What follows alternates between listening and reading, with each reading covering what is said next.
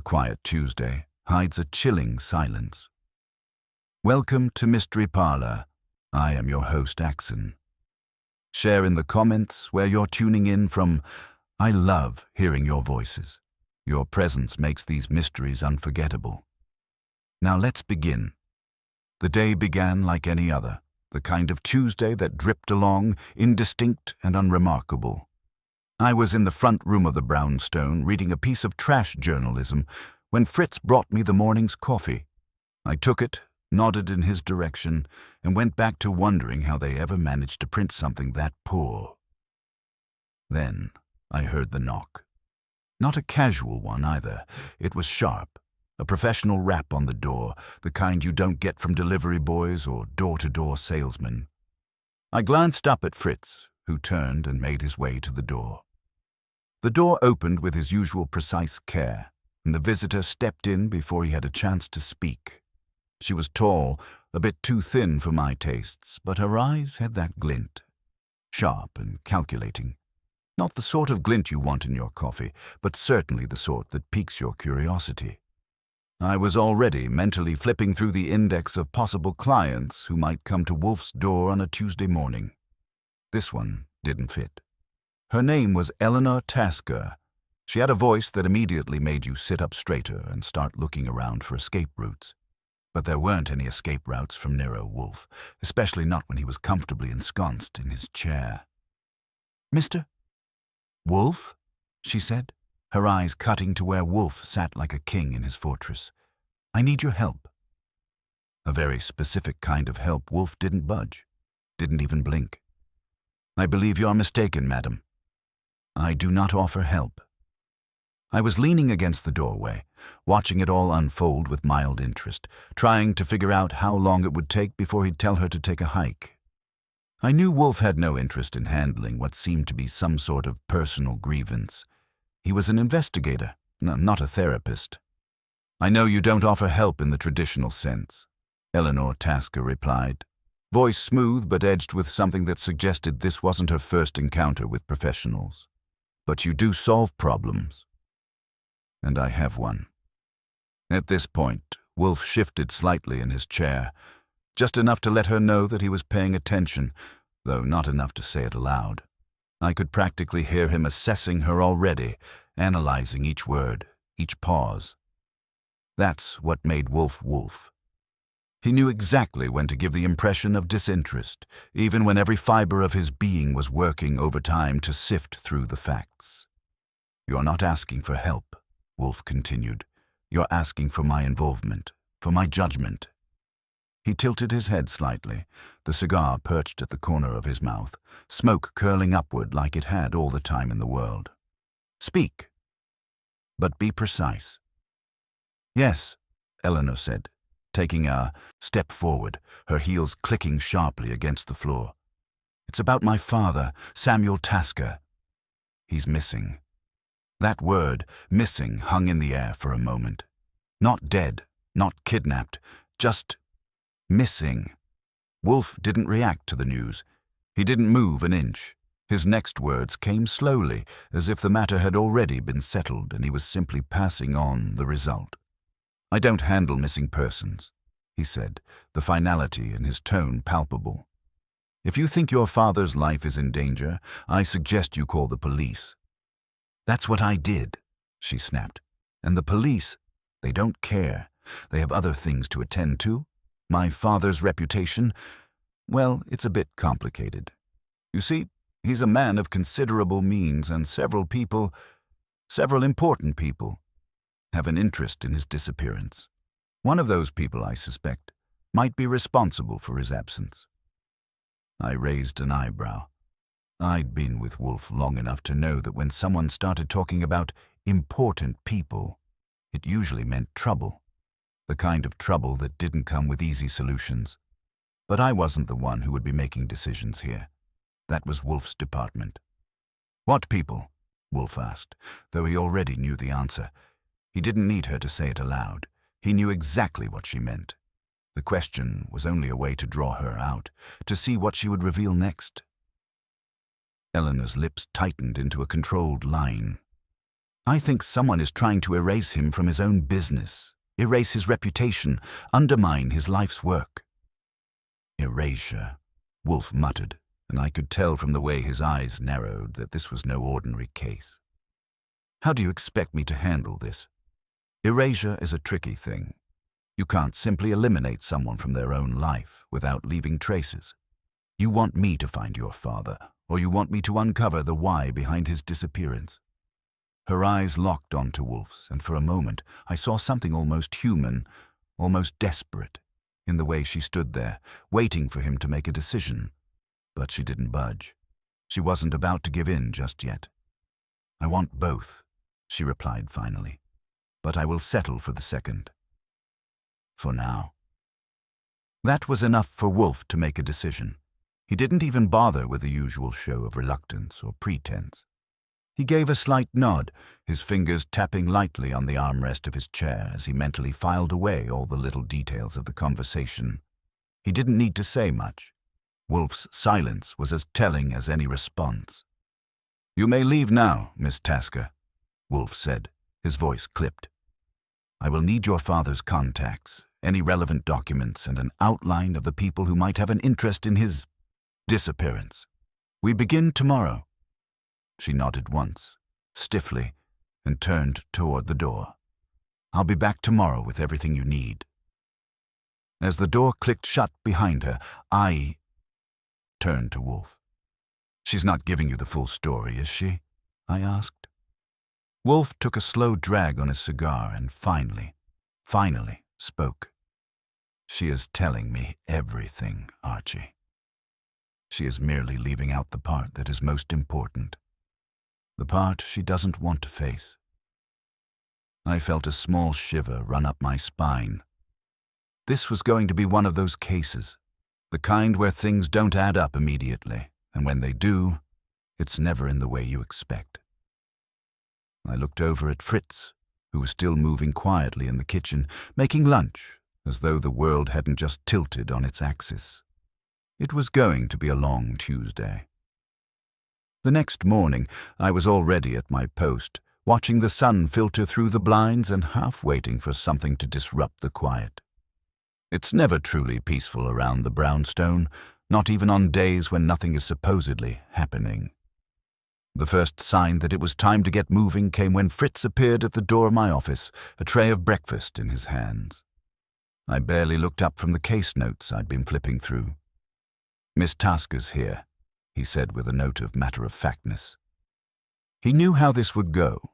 She'd be prompt, she'd be prepared, and I was already working through the possibilities in my mind. "Send her in," I replied. She entered a moment later, her usual controlled composure in place, but something was different today. She was dressed sharply, no nonsense, but her eyes had a sharper edge to them, like someone who's had just enough of uncertainty. She didn't waste time with pleasantries. Her gaze slid immediately to Wolfe, sitting like a judge on his throne. "I have everything you asked for," she said, her voice clipped, direct. She set a leather folder down on Wolfe's desk, but he didn't move a muscle. He never did until he was ready. Wolfe raised an eyebrow slightly, the first sign of interest. "Good. But you will leave out one thing, the most important thing." She stiffened, her lips pressing into a thin line, but she didn't deny it. Instead, she sat down across from him, meeting his gaze squarely. I could see the tension building in her, the tightening of her shoulders, as if she were bracing for something more. "I don't know what you mean," she said, though I could tell from her voice that she did. Wolfe didn't look at the folder. He didn't have to. He already knew what was inside. He'd made his decision the moment she walked through the door. "You are not here simply because your father has gone missing," he said calmly. "You are here because you know more than you are telling me. You know why he disappeared, and more important, you know who would want him gone." There was a long pause. She sat there, staring at Wolfe with that stiff, controlled expression, and I could see the shift in her demeanor.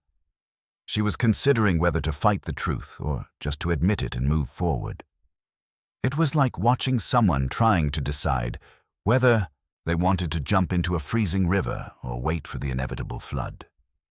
Finally, she spoke, her voice quieter now, less the confident woman from yesterday, and more someone unsure of her footing.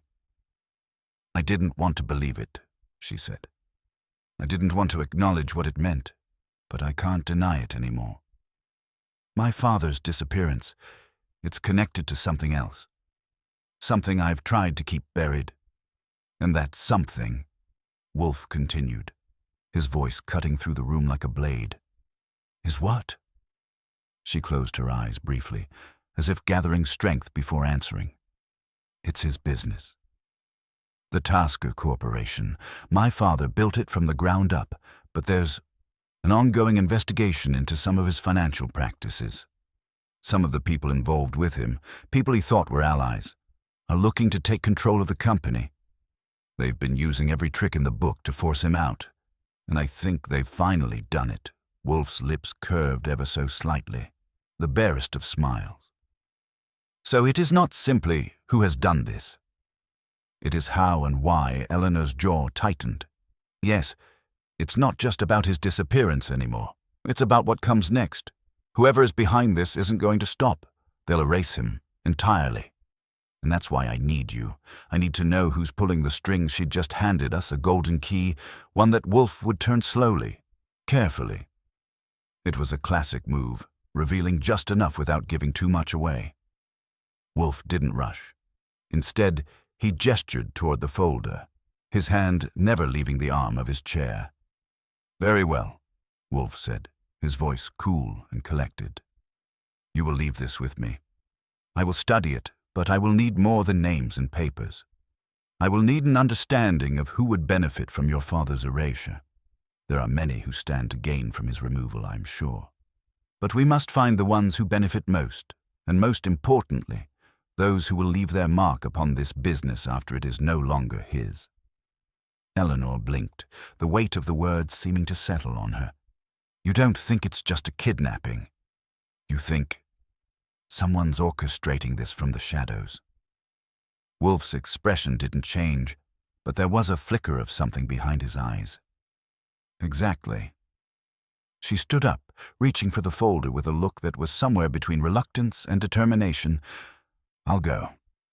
I'll leave you to it, but please, don't let them win. Don't let them erase him." Wolfe didn't respond immediately. He simply tapped the side of his chair with one finger, eyes narrowed, already lost in thought. Eleanor turned, hesitated at the door, and then left, leaving behind an air of questions still lingering in the room. I glanced at Wolfe, whose gaze never wavered from the papers she'd left behind.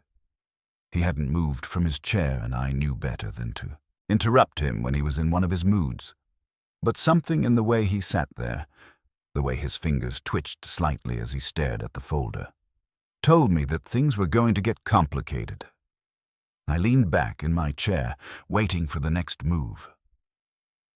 "I'll begin with her father's contacts," Wolfe said, his voice as steady as ever, though I could sense the edge of something more. "And I'll also be paying attention to what's missing from this story. Something doesn't add up." I nodded. "And you'll be the one to find out what it is, right?" Wolfe didn't smile, but there was a slight shift in his posture, an almost imperceptible settling into his thoughts. "Precisely, Archie." As always, the morning passed in a blur of silence and measured movements. Wolfe was lost in his thoughts, poring over the documents Eleanor Tasker had left behind. I could hear him muttering under his breath, occasionally stopping to make a note, the occasional flick of his wrist as he turned the page. It wasn't until noon, when Fritz brought lunch, that he finally looked up from the papers. I took the hint, and, knowing better than to interrupt his concentration too early, I busied myself with my own task of making sense of the scattered facts. Wolfe's investigation wasn't going to follow a straight line. I could feel it already.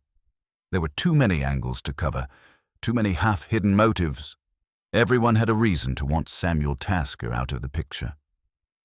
I stood up, stretching, and made my way to the office window, watching the streets below. The traffic was moving sluggishly, and I could feel the hum of the city pressing in, like something big was about to happen. "Archie," Wolfe called from his chair, and I turned to find him watching me with his usual unflappable expression. "I will need you to speak with the following people." He reached into the pile of papers and pulled out a short list of names. Each one was circled in thick black ink. I took the list and glanced at it. "Mr. Philip Rivers, Mr. Paul Hackett, and Ms. Madeline Graves," I read aloud. "I assume you'll be telling me why later." Wolfe only gave a slight dismissive gesture with his cigar. "You'll see soon enough." "Go carefully, Archie. I suspect that you will find contradictions where none should exist." I grinned, eager to get out of the brownstone. Even on a case like this, with the shadow of uncertainty hanging over it, there was always something satisfying about watching people squirm when they didn't expect to be under scrutiny. But Wolfe had a point. He wasn't asking me to question them outright. No, I was to observe, listen, and let the contradictions reveal themselves. It didn't take long to track down Philip Rivers. A tall man, sharp in appearance, the kind who could easily pass as the embodiment of someone with too much wealth and too little to do with it. I found him in a posh club near the edge of the city, nursing a scotch and looking at his phone like it was the only thing keeping him from falling apart. When I slid into the seat across from him, he didn't even flinch, just blinked at me with that bored look people give you when they think you're wasting their time. "You're the private detective, aren't you?" he said, his voice low, not exactly welcoming. "Wolfe's man."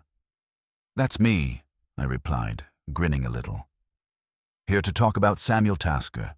You know him, don't you?" Rivers' lips tightened, his fingers tapping against the glass. "I know of him," he said, his voice too cool. "We've crossed paths. Business dealings. Nothing personal." I leaned forward, just enough to catch his eye. "You've crossed paths. You don't sound particularly fond of him. Is it important?" he asked, still not meeting my eyes. I could tell he wasn't telling me everything, and that always meant I was on the right track. "Everything's important," I said. "I'd say you've got a reason to want to see him gone, or at least to want him out of the picture." Rivers raised an eyebrow, as if he wasn't sure whether to laugh or throw me out. He chose neither, settling for the deadpan response. "And I'd say you're wasting your time." I leaned back, folding my arms. "I'm just getting started." "But something tells me you don't like the idea of a disappearing act, especially when there's so much money on the line, right?" That got a flicker of something from him, just enough for me to know I'd found the right nerve. He glanced around the room, making sure nobody was paying attention, then leaned in closer. "I'm not the only one who wants Tasker out, if that's what you're implying. If you want the full story, you'll have to go deeper. There are people who would want him gone for reasons you wouldn't even begin to understand. I don't have the luxury of playing games anymore, and neither does he." It wasn't much, but it was enough to confirm what Wolfe had suspected. Rivers was more than just a business associate. He was likely involved, though how deep I couldn't yet say. He didn't care about Tasker as a person, but his disappearance? That was something else entirely. I thanked Rivers for the conversation, keeping the same sharp edge of politeness as I left the club. As I stepped outside, the cool air hit me like a slap, and I felt the weight of the case pressing down harder than before. There were bigger pieces to this puzzle, and Rivers was just one of them.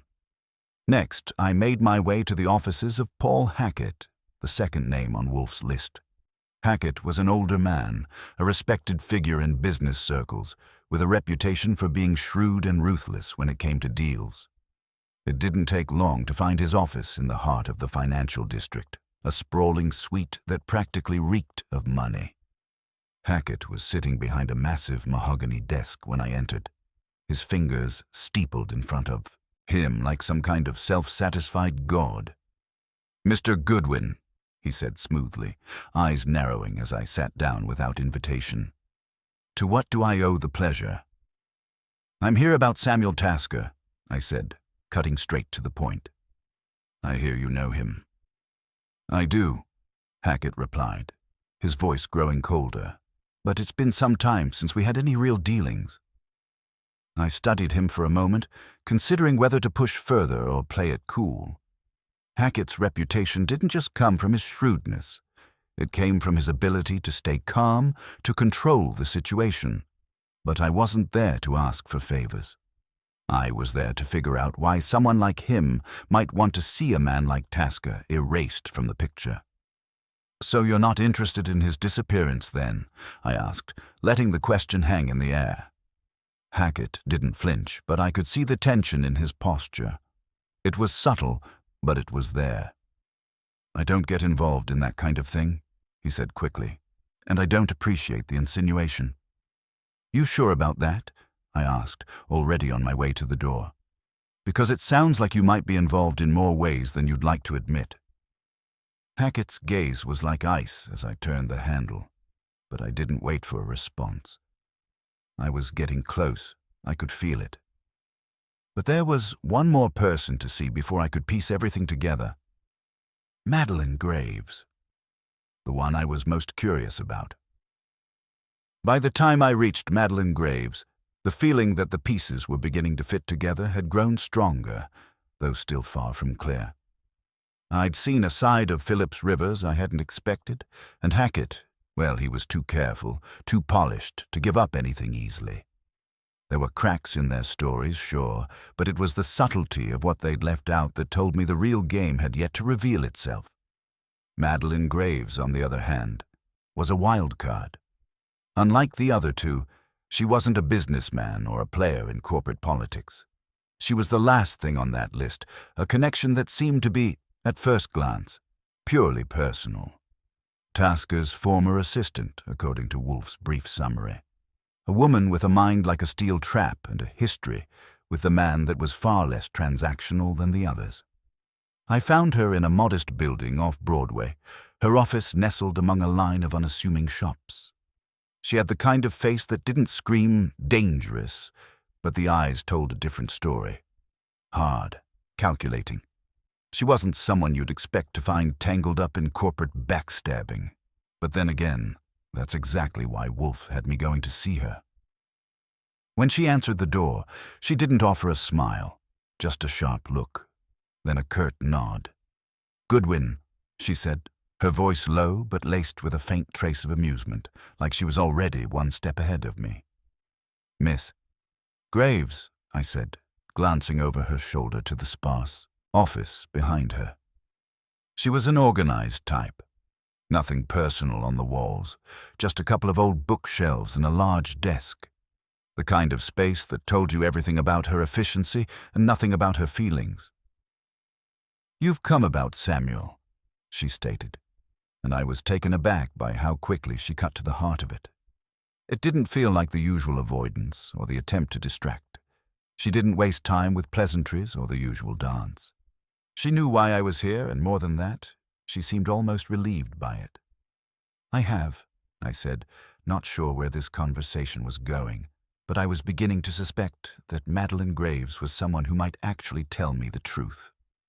"Do you know what you're asking?" she asked, her eyes narrowing, watching me like I was a puzzle she was beginning to solve. I leaned against the door frame. "I'm asking a simple question. What happened to Tasker?" Her lips twitched, just barely. Nothing is simple when it comes to him. Not with Tasker. I had a feeling she wasn't just talking about the man. She was talking about the tangled mess of people, motives, and secrets he'd left behind. "You're not giving me much," I said. "But I'm beginning to think you've got more answers than you're letting on." She studied me, clearly deciding whether to indulge me or push me away. Finally, she let out a sigh, a long, almost exasperated sound. "You want the truth? He's not missing. He's hiding. Or someone's hiding him." Now we were getting somewhere. I crossed the room, pulling out the chair opposite her desk and sitting down. "And you know this how?" "I know Tasker. I worked for him for 5 years. I know when he's avoiding someone, and when he's avoiding everything." She paused, her gaze flicking toward the window as if seeing something just outside my line of sight. He didn't vanish on his own. Someone made him disappear. Someone he trusted. I didn't say anything, just let the words hang in the air. Sometimes, silence gets more than a direct question. Her eyes met mine again, sharp and resolute. There's a lot more at stake than you think. It's not just about Tasker. It's about what Tasker was about to uncover. He didn't just vanish because of some petty business dispute. It's bigger than that, much bigger. You're not making sense, I said, leaning forward. What did he uncover? Her hand moved to the corner of the desk, where a file sat, partially hidden under a stack of papers. She slid it toward me slowly. You'll need this. It's the beginning. The rest is buried deeper than you think. I hesitated, then took the file. It was thin, too thin for the weight of the conversation, but I knew better than to underestimate something like this. The look on her face told me this was just the tip of the iceberg. There are people, she continued, her voice quieter now, almost as though she was afraid someone might be listening. People who will stop at nothing to protect what Tasker was about to expose. I don't know exactly what he had, but I know he'd been asking questions. Dangerous questions. Dangerous to who? She looked at me, and for the first time I saw a flicker of fear in her eyes. Dangerous to everyone who thought they were untouchable. I felt a chill run down my spine. This was bigger than I'd realized. Someone was orchestrating this from the shadows, pulling strings I hadn't even begun to see. I stood up, the weight of the file heavy in my hand. So you're saying Tasker's disappearance isn't about business anymore? It's about something else entirely. She nodded slowly. Something far worse. And if you're not careful, you might end up next on their list. I wasn't about to let it go. I had to know more. The pieces were finally starting to align, but there was still one crucial part missing. Who was pulling the strings? And how far did their reach go? I'll need you to tell me everything, Ms. Graves, I said, my voice firm. And you're going to need to be a lot more specific if you want me to make any sense of this. She paused, her hand resting on the edge of the desk, and then, with a sigh, she nodded. I'll tell you what I know. But understand this.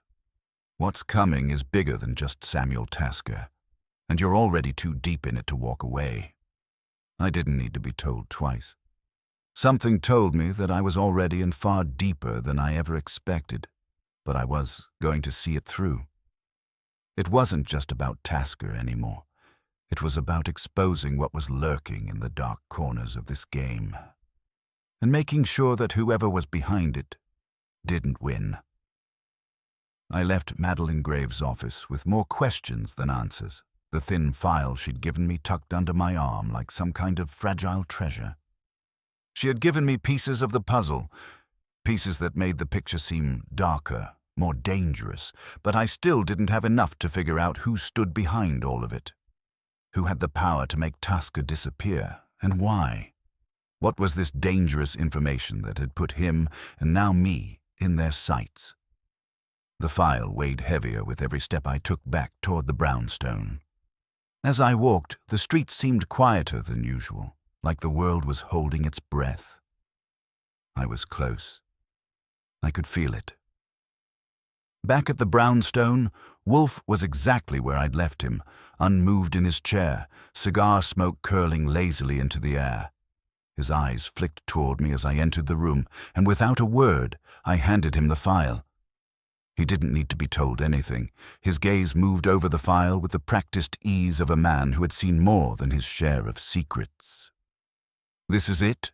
he asked, his voice calm but carrying the weight of someone who knew the seriousness of what we were dealing with. I nodded, sitting down across from him. "It's not much, but it's something. Graves says Tasker wasn't just worried about business. He was digging into something bigger, something dangerous. She thinks that's why he disappeared." Wolfe didn't speak immediately. Instead, he flipped through the file slowly, as if savoring every detail. I could see his mind working, calculating, filtering through the layers of information. "So, this is not just corporate sabotage," he murmured, more to himself than to me. "This is something more systemic." I didn't like the sound of that. Systemic wasn't a word you used lightly when dealing with something like this.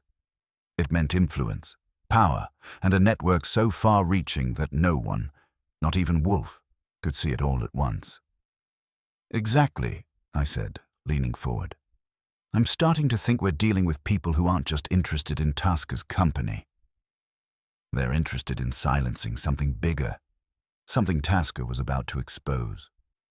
Wolfe put the file down, finally meeting my gaze. "I'll need more information. Graves gave you something, but it's only the beginning. We need to dig deeper into Tasker's dealings, the people around him, the ones with the most to lose." "I'm on it," I replied, already thinking of my next move. "I'll start with the contacts in this file. Hackett and Rivers might be just the beginning. If someone's behind this, we need to know who else has a stake in keeping Tasker quiet."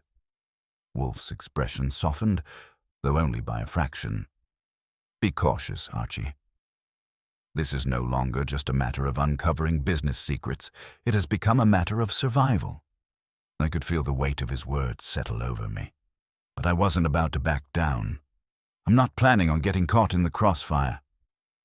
But I'm not letting this go either." He nodded, and the conversation ended as quickly as it had begun.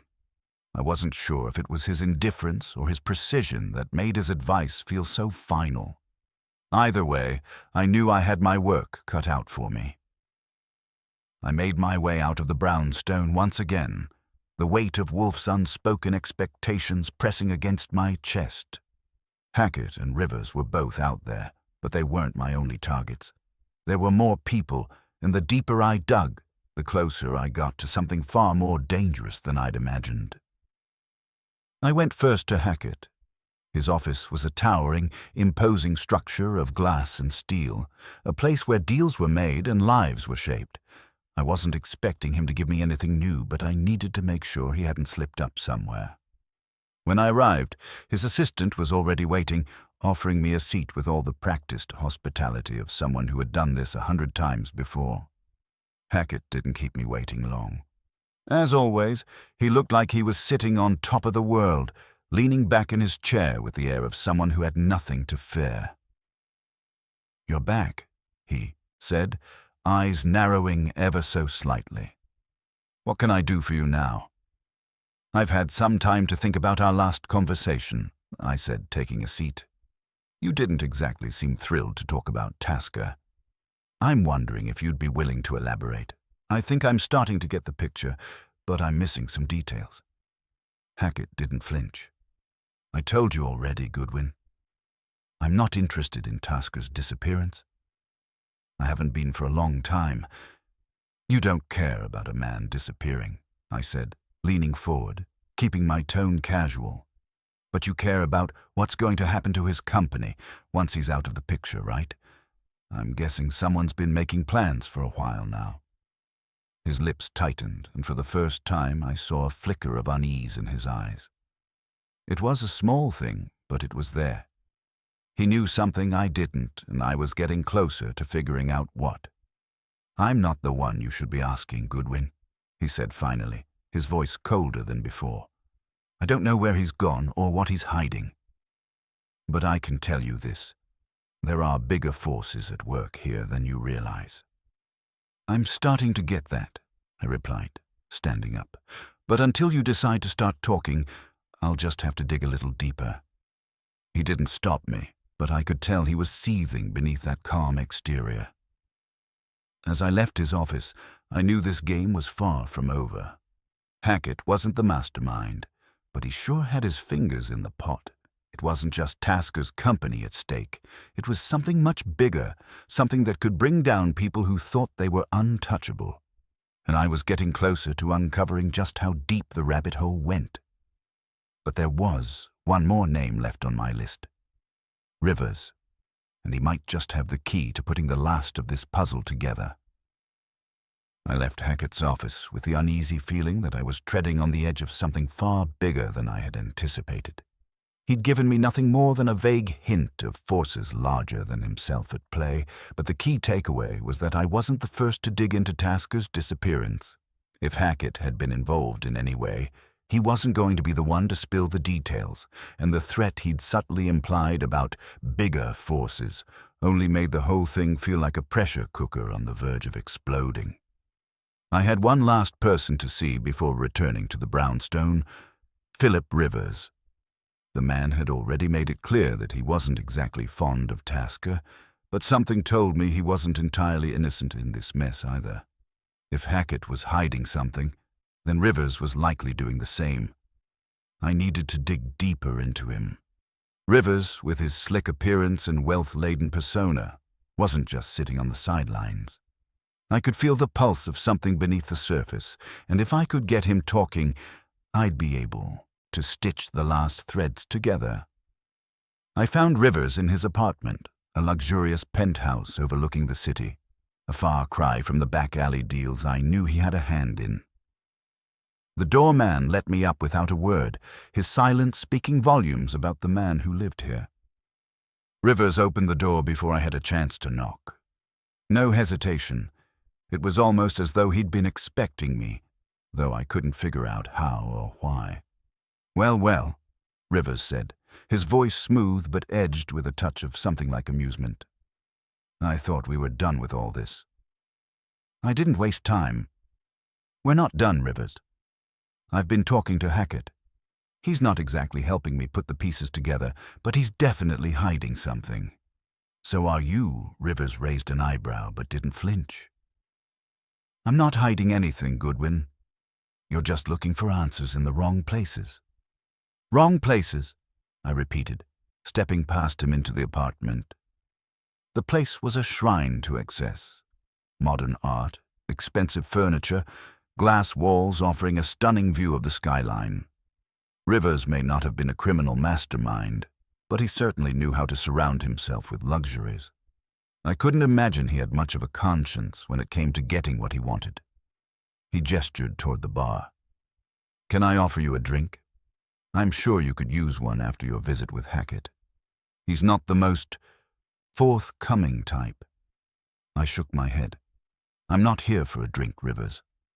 I'm here because you know something about Tasker's disappearance, and you're not fooling anyone by pretending you don't.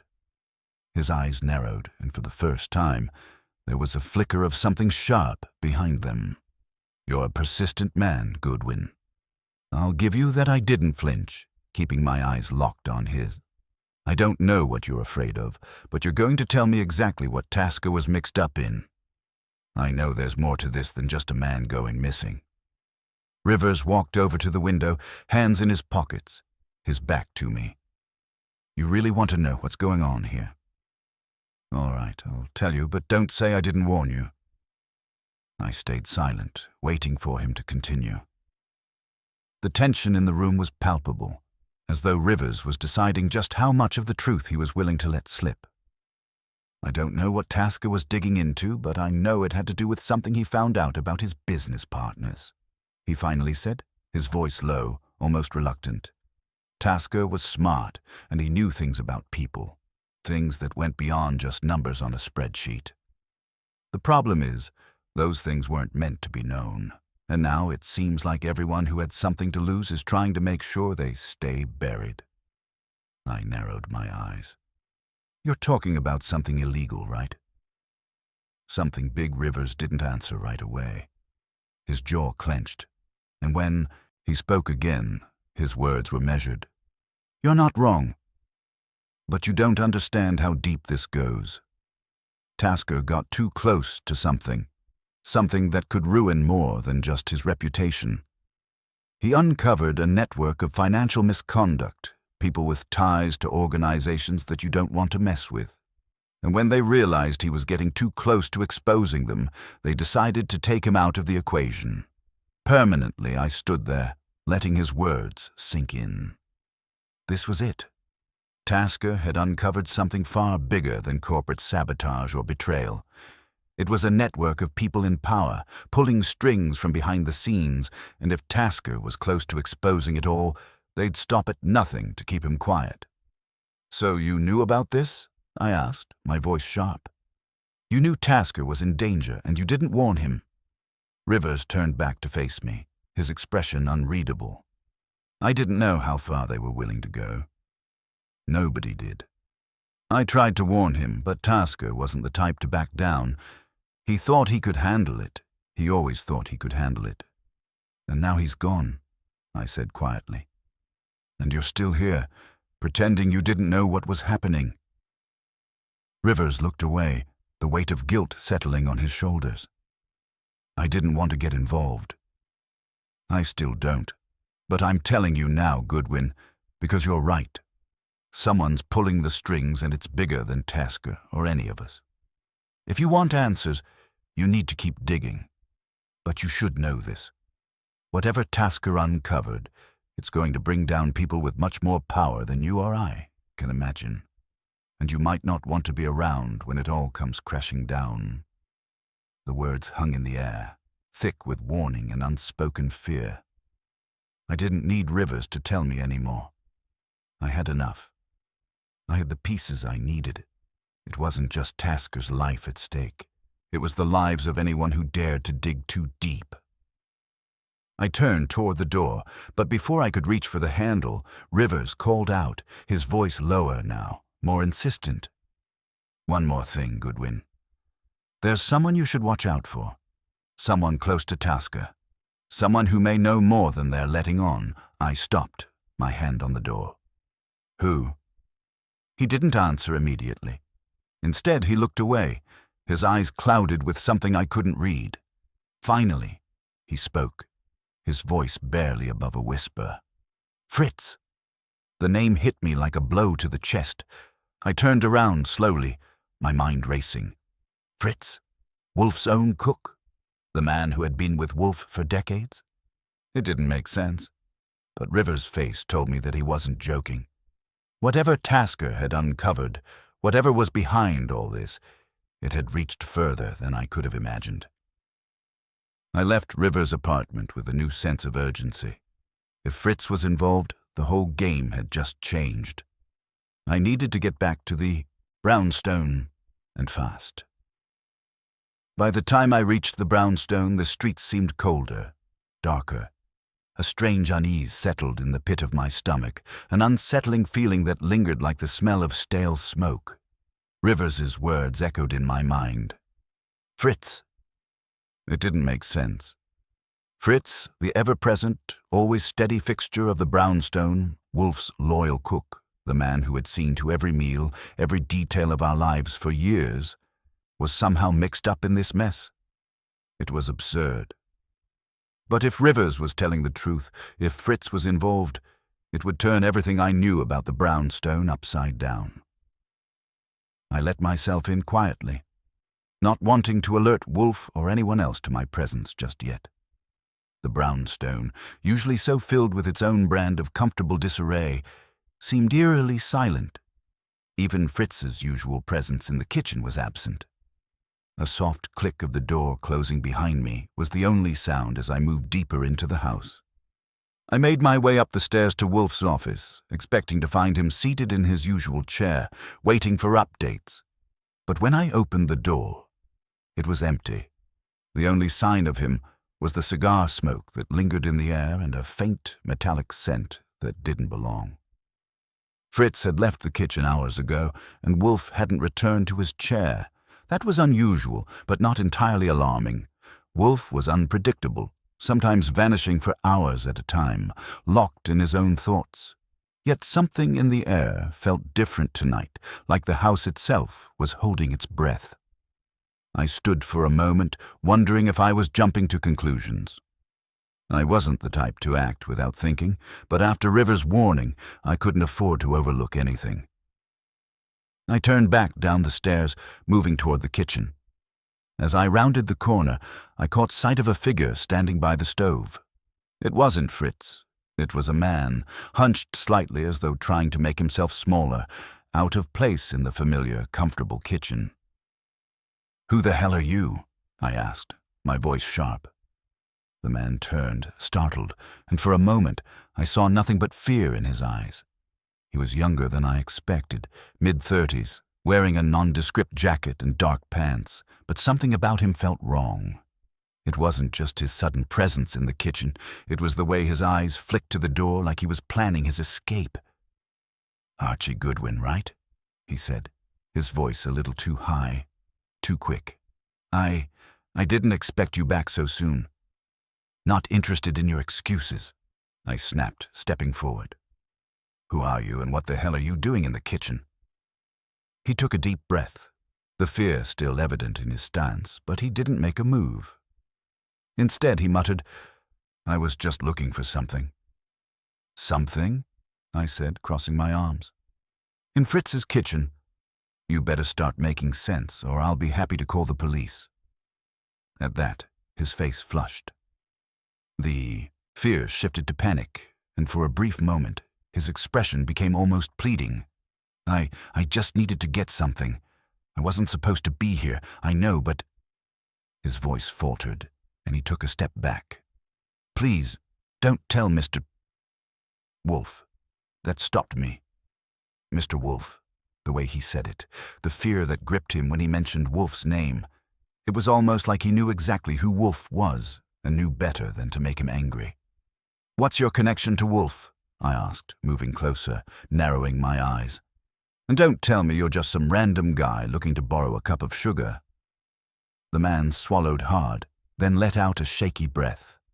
I'm a friend of Fritz's.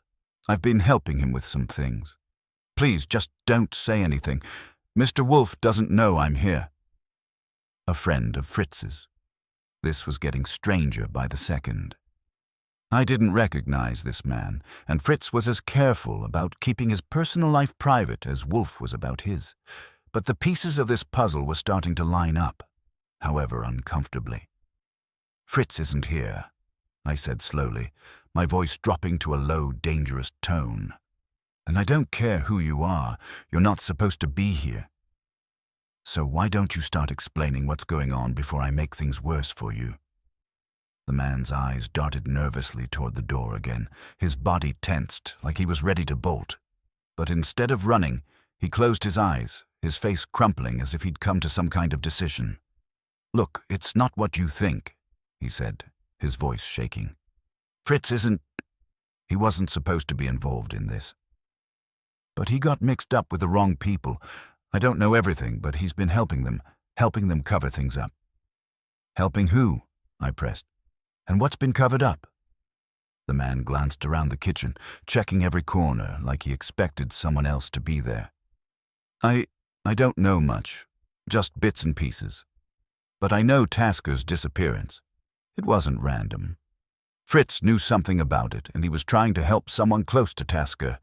He didn't mean to get so deep into it, but now he's in over his head. Fritz. Helping someone connected to Tasker? That didn't add up at all.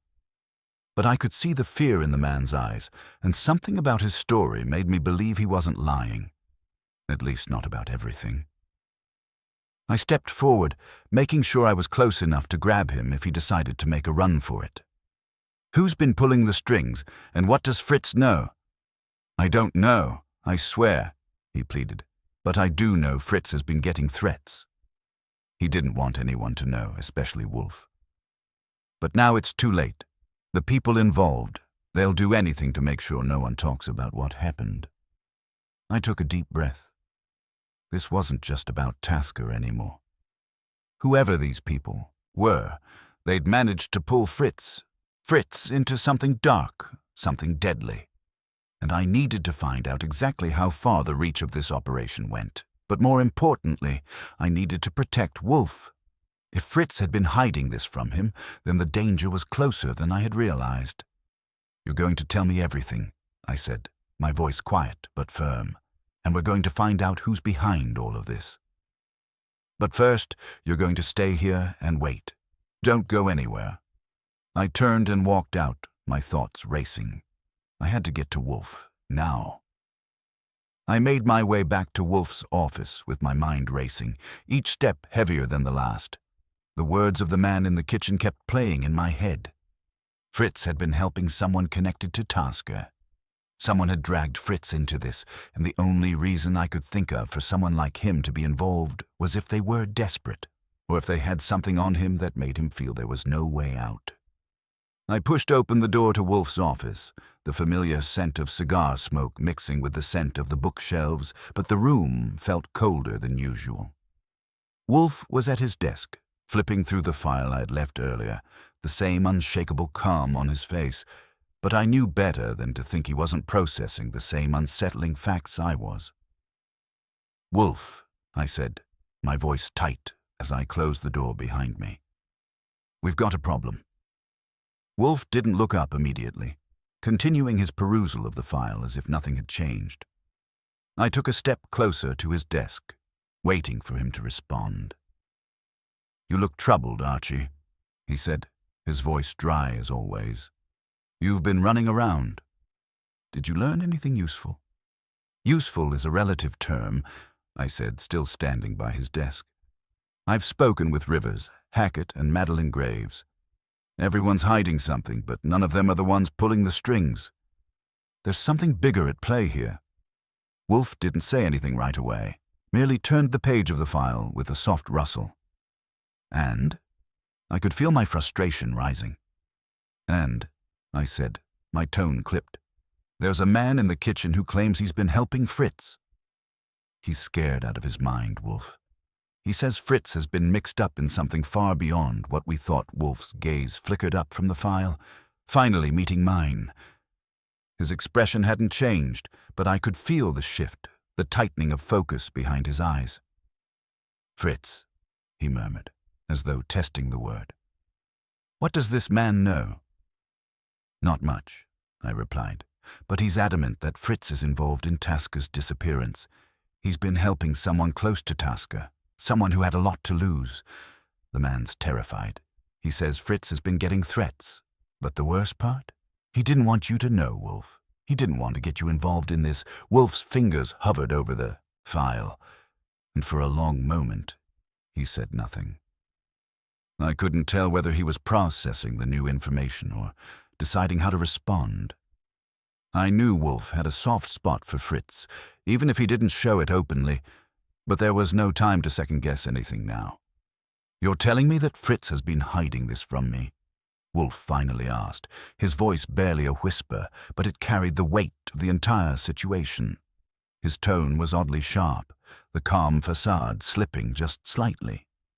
"Yes," I replied, "and it doesn't just stop with Tasker.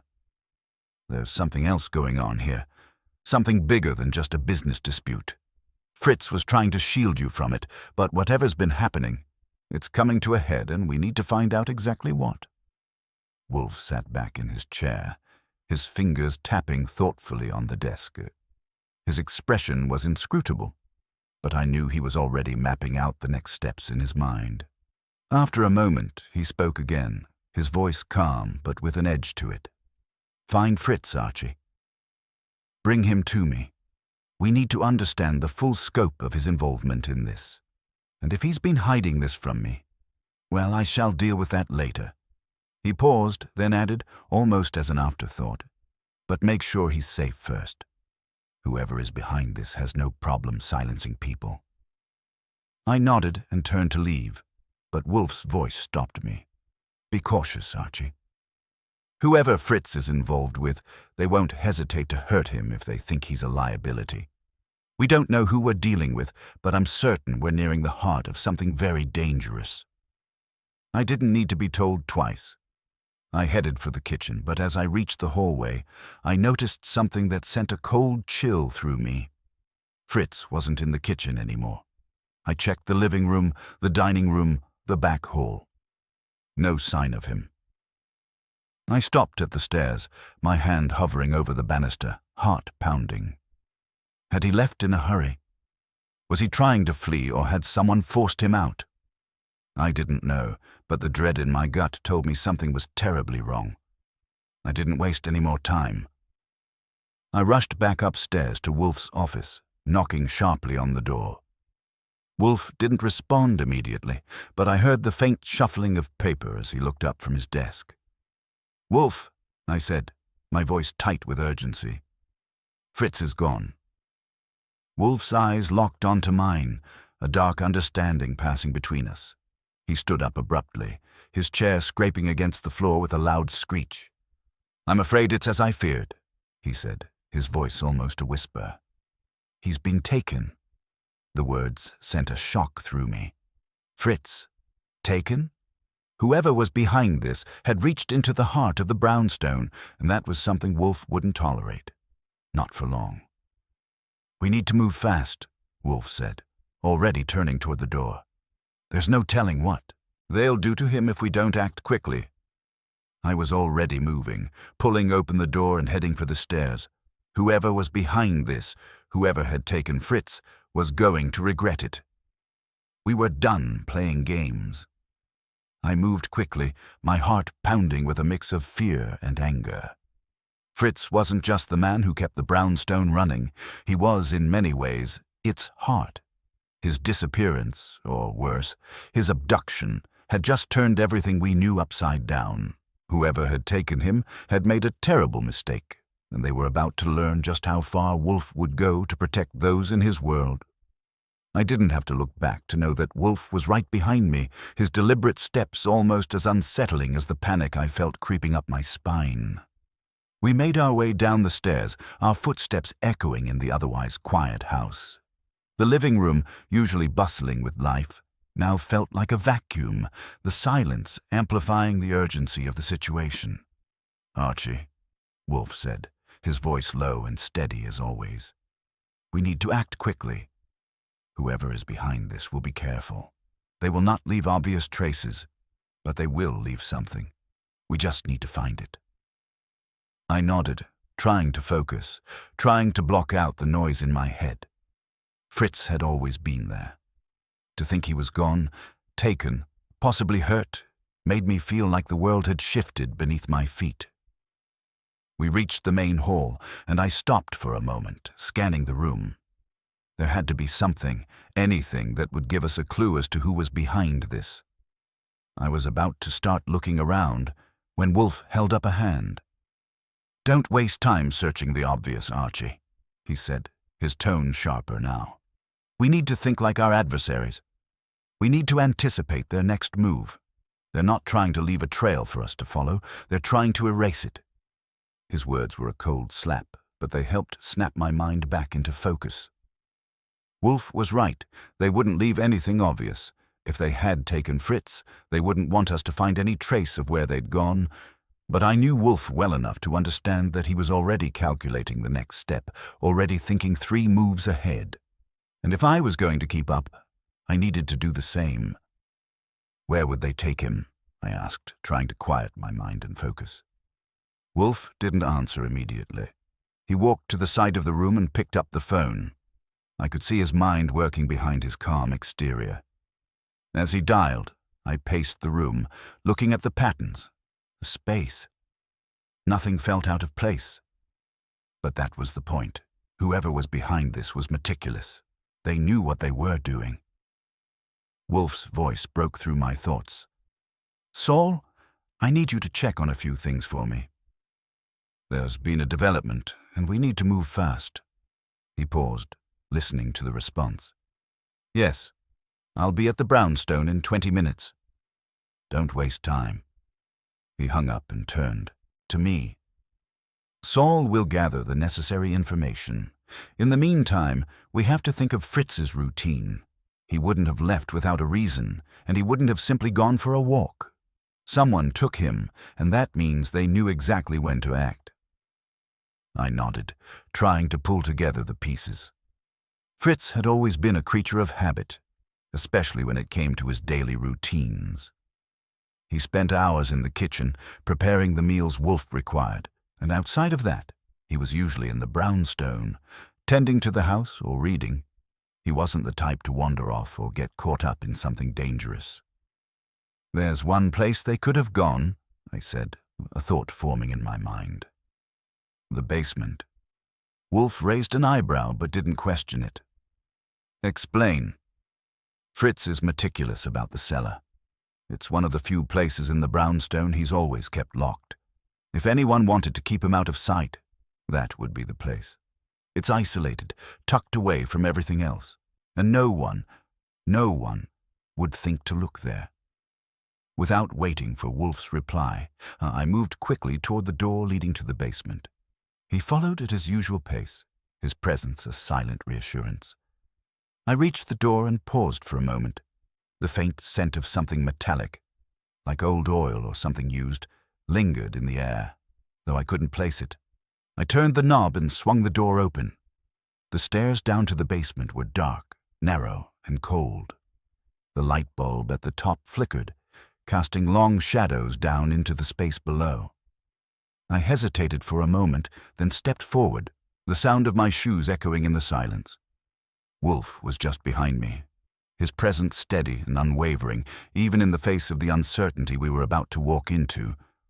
I reached the bottom of the stairs and the air grew even colder, heavier. The basement was cluttered, filled with old boxes, forgotten furniture, and various tools Fritz kept for the house. At first glance, everything looked as it should. Nothing seemed disturbed, but I knew better than to rely on first impressions. I scanned the room slowly, my eyes darting from corner to corner, trying to catch anything out of place. There, near the far wall, behind a stack of crates, was a small metal door. It was cracked open just a fraction, barely noticeable against the shadows. My heart skipped a beat as I took a step toward it. "Wolfe," I whispered. "Over here." Wolfe moved silently, his eyes narrowing as he followed me. I reached out and pushed the door open just enough to peer inside. The room beyond was small, unlit, but I could see movement in the dark. A man hunched over something, or someone. I couldn't make out the details, but I knew it was Fritz. The man turned toward us as I stepped closer, a low growl escaping his throat. "Stay back," he said, his voice thick with tension. But his eyes were wild with fear, the same fear I'd seen in the man earlier. I didn't hesitate. I stepped forward, ready to grab him if necessary, but Wolfe's voice cut through the tension like a knife. "Stop," Wolfe said, his voice calm but firm. "You're not in control here. If you want to make it out alive, you'll do exactly what we say." The man froze, his body trembling with a combination of fear and something else, something more dangerous. The room was still, the only sound the faint creak of the door behind us. I wasn't sure what would happen next, but I knew this much. We were on the verge of something big. Whoever had taken Fritz hadn't planned on facing Wolfe, and now that they had, the game was about to change. The man's eyes darted nervously between Wolfe and me, his body rigid with tension. The air in the basement seemed to close in around us, the low hum of silence making the whole scene feel more like a trap than an interrogation. For a moment, nobody moved. Then Wolfe spoke again, his voice carrying the calm authority that always made people pause. "I suggest you put down whatever it is you're holding, and you may find that this ends better for you," Wolfe said, his tone unflinching. The man hesitated, his gaze flicking from Wolfe to Fritz, who was slumped on the ground in the corner. Fritz's hands were tied behind his back, his face pale but still conscious, still alive. That was something, at least. "You've made a grave mistake, my friend," Wolfe continued, taking a slow step forward. "You've taken someone close to me. Now, I'm going to ask you again, put down whatever you're holding. You're not getting out of here without consequences." I couldn't see what the man had in his hands, but his nervousness suggested it wasn't a weapon he was comfortable using. I could feel the tension in the air, the way his breathing became slightly more erratic as he shifted on his feet. Fritz, though still bound and silent, seemed to sense the shift. His eyes met mine, and I saw a flicker of relief. Or was it hope? Either way, it was enough to make me push forward. "Who are you working for?" I asked, my voice louder now, more commanding. "What do you want with Fritz?" What is this all about?" The man's lips tightened, and I saw a flash of something, fear, desperation, cross his face. But it wasn't fear for himself. It was fear of the people he was working for. "You're too late," he muttered, his voice shaking. "You should have stayed out of this, all of you. But now it's too late." "Too late for what?" I asked, stepping forward, my voice cutting through the tension. "Who are you protecting? Who's pulling the strings here?" The man's grip tightened on whatever he was holding, but instead of answering, he took a step back, his body trembling with a mix of fear and something else. Something deeper, more dangerous. He glanced at Fritz, then at me and Wolfe. "You don't get it, do you?" He spat, his voice growing more frantic. "This isn't just about Tasker. It's about everything. The people involved. They'll kill you all, one by one." They've already won. Wolfe's expression didn't change, but there was something calculating in his eyes. He was already 3 steps ahead, piecing together what the man wasn't saying. "Who are these people?" Wolfe asked again, his voice quieter but carrying a weight that made the man flinch. The man swallowed, his eyes darting between Wolfe and Fritz. "You don't understand," he whispered, his voice barely audible now. "They control everything. They've got the money, the power. They own this city and everyone in it. You're nothing to them." Wolfe took another step forward, and this time I could hear the deliberate calm in his voice. "Perhaps you would be wise to speak plainly. Whoever they are, I'm not concerned with them. I'm concerned with you and your role in this. If you wish to leave this room with your life, you will tell me everything." Now, the man's eyes flicked back to Fritz one last time, then slowly, reluctantly, he dropped whatever he was holding. A small metal object. A key. It clinked as it hit the ground, rolling toward Wolfe's feet. "Take it," the man said, his voice cracking. "It's all I have left. You'll need it if you want to survive." Wolfe bent down, picking up the key, his gaze never leaving the man. "Explain." The man exhaled sharply, his shoulders sagging in resignation. He was done. "It's the key to the real operation," he said, his voice barely more than a whisper. "The place where they're hiding everything, the files, the money, everything Tasker found out. It's all there. It's all being kept in a warehouse, but it's too late. It's already started. They'll be moving it soon. If you go there, you won't get out alive." A cold chill ran down my spine. The warehouse. That was it. The real heart of whatever this was. Everything Tasker had uncovered, everything we had been chasing, it all pointed to that. The key in Wolfe's hand was more than just a physical object. It was a symbol of everything we needed to unravel, everything that had been hidden for so long. "Where is it?" I asked, my voice a little sharper now. The urgency building. The man didn't hesitate. "Down by the docks. Warehouse 16. B, but you won't get there in time. They'll be moving everything. They won't leave anything behind. Not even you." Wolfe's gaze hardened. He was already thinking 3 steps ahead, formulating a plan in the space between breaths. "Thank you for your cooperation," Wolfe said, his tone as cool and composed as ever. "You've given us what we need. Now you will stay here until I decide what to do with you, understand?"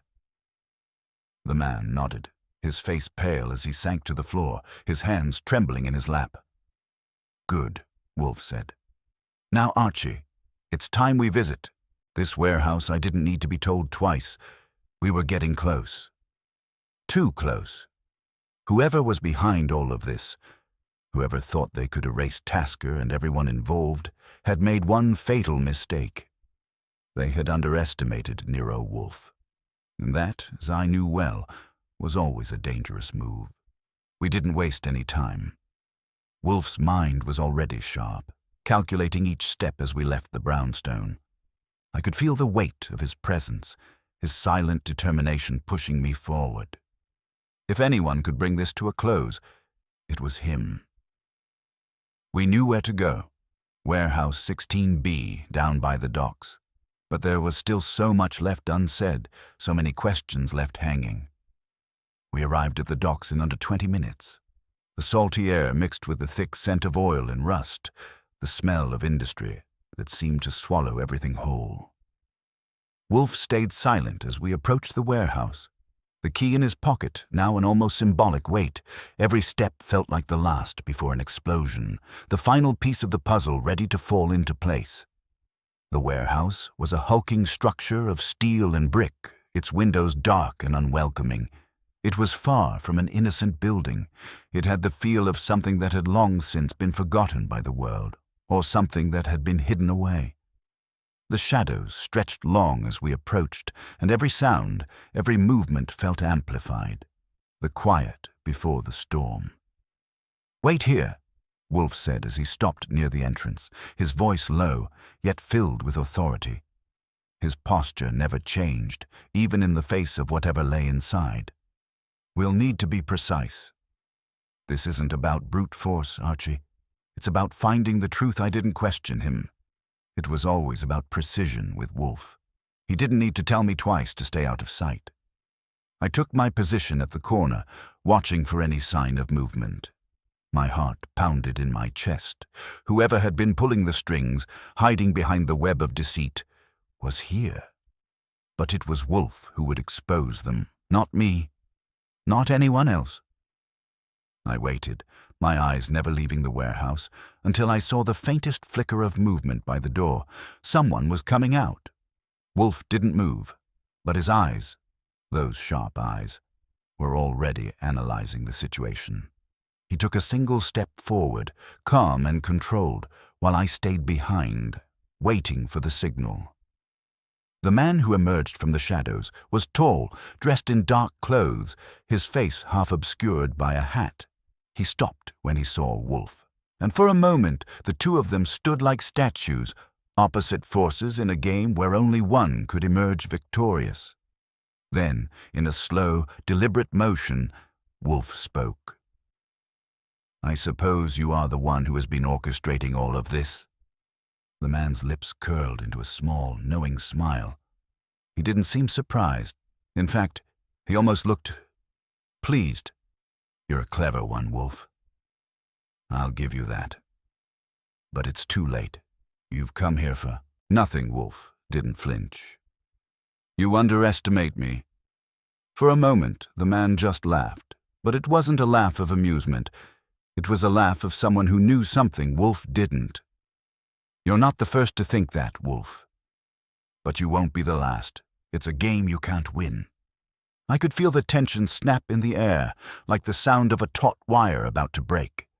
But then, just as quickly as it had come, the tension evaporated. Wolfe stepped forward, his movement slow, deliberate, and precise. "You've been playing a dangerous game," Wolfe said, his voice now carrying the weight of someone who was in complete control. "But the game ends here." He gestured slightly, and in that moment I saw movement. Saul Panzer, quiet and quick, slipped past the corner of the building, his gun drawn. He wasn't there for show. Saul was a man who got things done. The moment the man saw Saul, his smile faltered and his posture shifted. "You've been using the wrong people," Wolfe continued, his voice calm, almost detached. "You thought you could control them, manipulate them, keep them in the dark, but you failed to anticipate one thing: your own arrogance." The man's eyes flicked back to the warehouse, but before he could make any move, Saul was there, gun trained on him. "You're not going anywhere," Saul said, his voice low, controlled. The man stiffened, his eyes narrowing in frustration. "You think you've won? This won't stop anything. You think exposing this... He gestured around them, almost like the building itself was his sanctuary. "You think this will change anything? People like me, people with power, we always find a way." Wolfe took a step closer, his face impassive. "That's where you're wrong. This will change everything, because it's not about you anymore. It's about everyone you've manipulated, everyone you've destroyed." I didn't need to ask who he meant. The web the man had spun was vast, hidden behind layers of corporate corruption, financial manipulations, and a string of powerful people who thought themselves untouchable. But now it was all coming to light. They were all coming down, and Wolfe was the one who would make sure of it. "You'll be taken into custody," Wolfe said, his tone final, "and you will answer for every life you've destroyed. And when this is over, when the people you've been using realize who you really are, they'll be the ones who make sure you're never free again."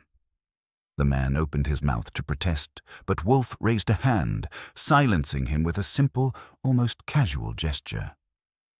"There's no point in speaking anymore," Wolfe said. "The facts are clear." I could feel the weight of everything we had uncovered pressing down on me. Tasker's disappearance, Fritz's involvement, the men and women hiding in the shadows, pulling the strings. The game was over for them.